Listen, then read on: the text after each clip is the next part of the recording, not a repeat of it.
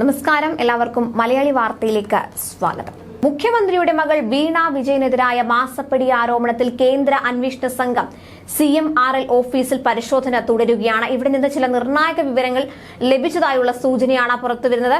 എന്തെല്ലാം ഇവിടെ നിന്നു ലഭിച്ചു എന്നതിൽ കൃത്യമായ വിവരങ്ങൾ പരിശോധന പൂർത്തിയായ ശേഷം മാത്രമേ പുറത്തു വരികയുള്ളൂ. ജീവനക്കാർ ഫോൺ ഉപയോഗിക്കുന്നത് വിലക്കിയിട്ടുണ്ട്. മുൻകൂട്ടി അറിയിക്കാതെ എത്തിയ അന്വേഷണ സംഘം കമ്പനി ജീവനക്കാരോട് മൊബൈൽ ഫോണോ ലാൻഡ് ഫോണോ ഉപയോഗിക്കരുതെന്ന നിർദ്ദേശം നൽകിയ ശേഷമാണ് പരിശോധന ആരംഭിച്ചത്.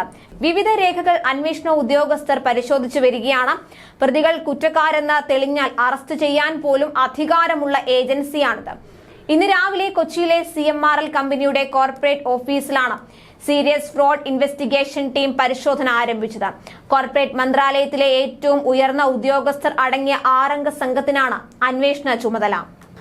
ആലുവ കോർപ്പറേറ്റ് ഓഫീസിലാണ് ഡെപ്യൂട്ടി ഡയറക്ടർ അരുൺ പ്രസാദിന്റെ നേതൃത്വത്തിലുള്ള സംഘത്തിന്റെ പരിശോധന.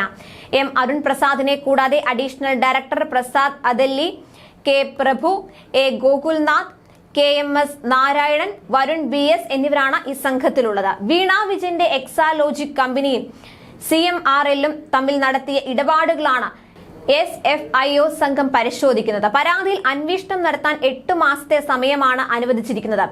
എക്സാലോജിക് സ്വകാര്യ സ്ഥാപനത്തിൽ നിന്ന് പണം വാങ്ങിയത് ചട്ടലംഘനമാണെന്ന് ROC കണ്ടെത്തിയിരുന്നു. സംസ്ഥാന വ്യവസായ വകുപ്പിന് കീഴിലുള്ള ISTIC, KSIDC എന്നിവയും അന്വേഷണ പരിധിയിലുണ്ട്. കാർത്തി ചിദംബരത്തിന് എതിരായ എയർസെൽ മാക്സിസ് കേസ്, അതുപോലെ പോപ്പുലർ ഫിനാൻസ് ചിട്ടി തട്ടിപ്പ് case, Vasan eye care case അടക്കമുള്ള കോളിളക്കം സൃഷ്ടിച്ച നിരവധി കേസുകൾ അന്വേഷിച്ച ഉദ്യോഗസ്ഥനാണ് സംഘത്തിലുള്ള Arun Prasad.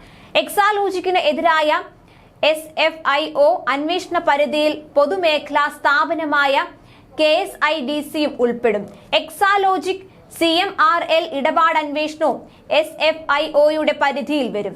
Companies act 212A and C ചട്ടം ചൂണ്ടിക്കാട്ടിയാണ് രജിസ്ട്രാർ ഓഫ് കമ്പനീസിന്റെ നിലവിലെ അന്വേഷണം. ഇതാണ് SFIOയ്ക്ക് കൈമാറിയത്. പൊതു താൽപര്യാർത്ഥവും പ്രാഥമിക അന്വേഷണ റിപ്പോർട്ടിന്റെ അടിസ്ഥാനത്തിലുമാണ് സീരിയസ് ഫ്രോഡ് ഇൻവെസ്റ്റിഗേഷൻ ഓഫീസ് അന്വേഷണം.